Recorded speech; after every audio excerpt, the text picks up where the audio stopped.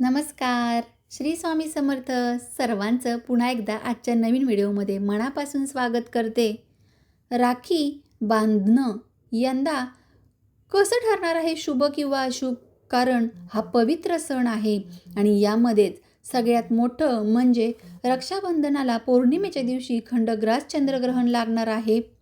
त्यामुळे हे ग्रहणाचं सावट रक्षाबंधनाच्या दिवशी आहे. यंदा भद्राचा जो कालावधी आहे तो नाही आहे, यासाठी मी मोठा व्हिडिओ बनवलेला आहे. त्याला जरूर भेट द्या.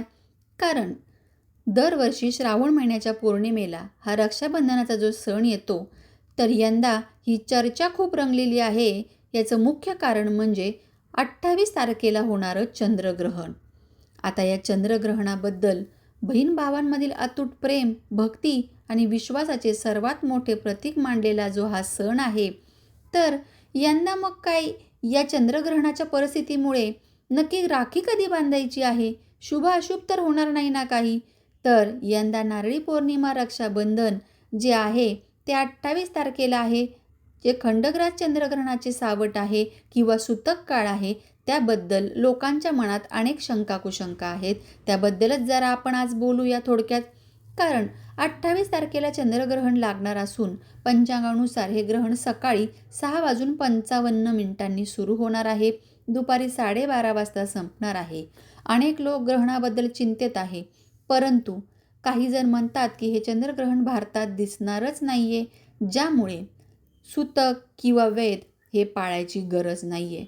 पण चंद्र हा संपूर्ण पृथ्वीवर एकच ग्रह असल्यामुळे जरी आपल्याला भारतामध्ये हे चंद्रग्रहण दिसणार नाही आहे, इतर भौगोलिक प्रदेशात हे दिसणार असेल, तरी देखील आपल्याला या ग्रहणाचे दोष उद्भवू नये म्हणून जितकं जास्त पाळता येईल तितकं जास्त दुपारपर्यंत तुम्ही हे पाळायचं आहे. कारण साधारणतः राहू काळ देखील याच कालावधीमध्ये आहे. म्हणूनच काय हरकत आहे जर आपण दुपारनंतर जे मी मुहूर्त सांगितलेले आहेत त्या मुहूर्तांमध्ये किंवा पहाटे तुम्ही राखी बांधू शकता. तो देखील मुहूर्त सांगितलेला आहे मी.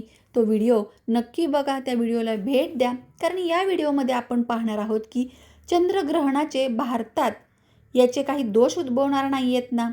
म्हणूनच राहू काळ जो आहे तो साधारणतः 10:30ला सुरू होत आहे, तो 12:30पर्यंत आहे. आणि चंद्रग्रहण देखील जरी भारतात दिसणार नसेल तरी 12:30ला संपत आहे. मग त्यानंतर आपण सर्व काही रक्षाबंधनाची वगैरे तयारी करू शकतो. काही हरकत नाही आहे, काही विघ्न येणार नाही आहे, त्यामुळे मनात कोणतेही गैरसमज निर्माण होणार नाही आहेत.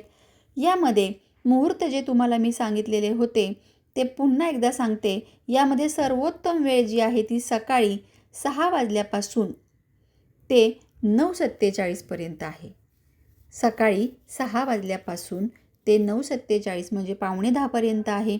दुपारी आपल्याला साधारणतः हा जो मुहूर्त मिळत आहे तो मुहूर्त आपल्याला 1:05 मिळत आहे.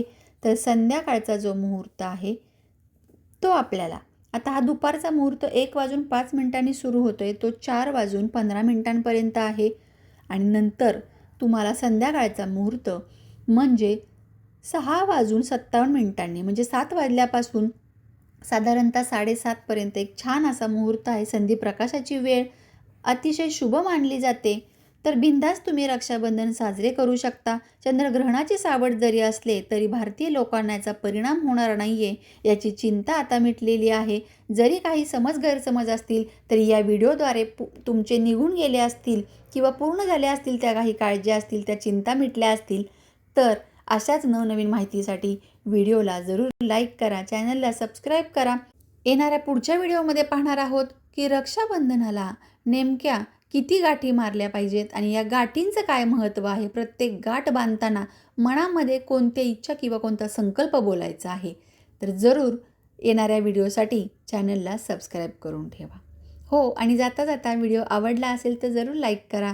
पुन्हा भेटू अशाच नवीन माहितीसोबत. तोपर्यंत रक्षाबंधनाच्या सगळ्यांना खूप मनपूर्वक शुभेच्छा.